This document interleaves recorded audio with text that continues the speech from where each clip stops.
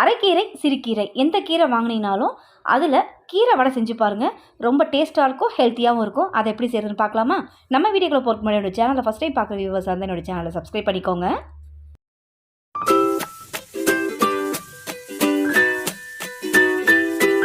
One 150 gram கடலைப்பருப்பு 2 மணி நேரம் ஊற விட்டு எடுத்துருக்கேன். 2 மணி நேரமாவது கம்பல்சரி ஊற வைக்கணும். இந்த மாதிரி ஊற விட்டு எடுத்துக்கோங்க. இப்போ அடுத்ததாக அரைக்கீரை ஒரு அரைக்கட்ட அளவுக்கு எடுத்துகிட்டு பொடியை நறுக்கிட்டு இதை நல்லா வாஷ் பண்ணி விட்டு எடுத்துருக்கேன். இப்போ இதுவும் இருக்கட்டும். அடுத்ததாக இதுக்கு ஒரு மசாலா ஒன்று அரைச்சிக்க போகிறோம். மிக்ஸி ஜாரில் ஒரு 4 வரமிளகாயும் இது கூடவே ஒரு 5 பல்லு பூண்டு தோலோடையே சேர்த்துக்கோங்க. வடை நல்லா சுவை கூட்டுறதுக்கு ஒரு 5 இனுக்கு கருவேப்பிலை பொடியை நறுக்கிட்டு சேர்த்துக்கிறேன். 1 ஸ்பூன் சீரகமும் 1 ஸ்பூன் சோம்பு சேர்த்துக்கிறேன். இதை வந்து கொரப்பாக அரைச்சி எடுத்துக்கலாம். இந்த அளவுக்கு கொரப்பாக அரைச்சி எடுத்துக்கோங்க. இப்போ இது இருக்கட்டும். அடுத்ததாக நம்ம கடலைப்பருப்பை அரைச்சி எடுத்துக்கலாம். தண்ணியை சுத்தமாக வடித்து எடுத்துருக்கேன். இதை அரைக்கிறதுக்கு முன்னாடி இந்த கடலைப்பருப்புலேருந்து ஒரு 2 ஸ்பூன் கடலைப்பருப்பை முழுசாகவே எடுத்து வச்சுருங்க. இதை அரைக்க வேண்டாம். மீதமுள்ள பருப்பை ஒரு மிக்ஸி ஜாரில் மாற்றிட்டு கொரப்பாக அரைச்சி எடுத்துகிட்டு வந்துடுறேன். கொரப்பாக அரைச்ச கடலைப்பருப்பை பவுலுக்கு மாற்றிடலாம். மாற்றிட்டு ஒவ்வொரு பொருளும் ஆட் பண்ணிக்கலாம்.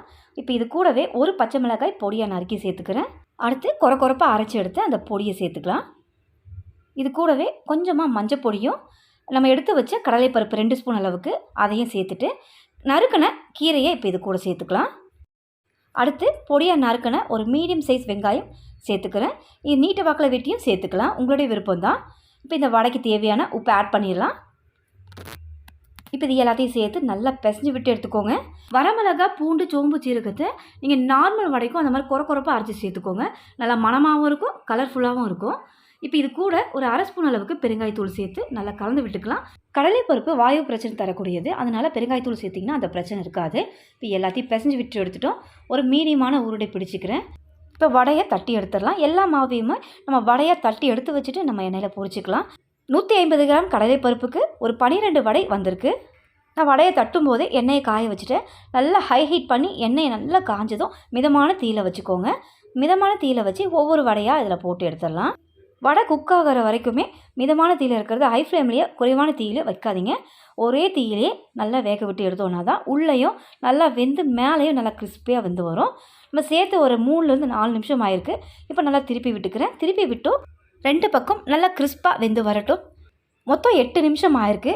வடை சூப்பராக குக்காகி வந்திருக்கு. நல்லா கலர்ஃபுல்லாக மேலே கிறிஸ்பாக உள்ளேயும் நல்லா வெந்து வந்திருக்கு. இப்போ இதை எடுத்து ஒரு பிளேட்டுக்கு மாற்றிடலாம். ஹெல்த்தியான கீரை வடை கண்டிப்பாக ட்ரை பண்ணி பாருங்கள். சின்னவங்கலேருந்து பெரியவங்க வரைக்கும் விருப்பமாக சாப்பிடுவாங்க.